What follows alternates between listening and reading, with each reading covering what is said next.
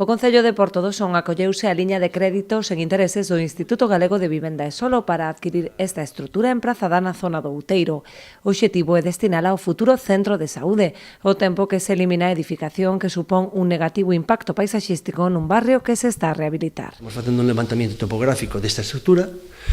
Unha vez que teñamos o levantamento topográfico, pois será informado polos nosos técnicos municipales e con toda esa documentación ya reenviamos o Sergas.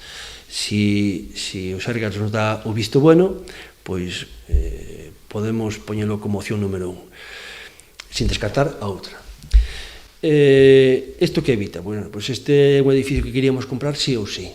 Por que? Porque é unha estructura que foi quedou aí pois como feísmo e a crisis económica pois deixou pois este mamotreto, pois queríamolo eliminar. Ben sea para o centro de saúde ou ben sea para un servicio público, nós o edificio vámoslo a comprar e lle daremos pois un lavado de cara àquela zona. De autorizarse a construción nesa zona, o inmoble contaría con 2 plantas para centros de saúde e 3 subterráneas para aparcadoiro. Este edificio que compramos agora, 3 plantas serían para aparcamiento, vale?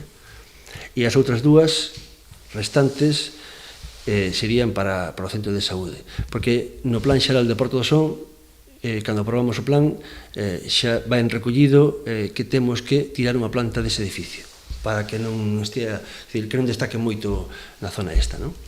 Entonces, non habría problemas de aparcamiento, porque 3 plantas serían de aparcamiento para os usuarios e para o personal do centro de saúde, e o resto sería para, bueno, por onde está o centro médico. De non contar con visto bo de sanidade, o Concello ten un plan B, uns terreos próximos á Casa Consistorial.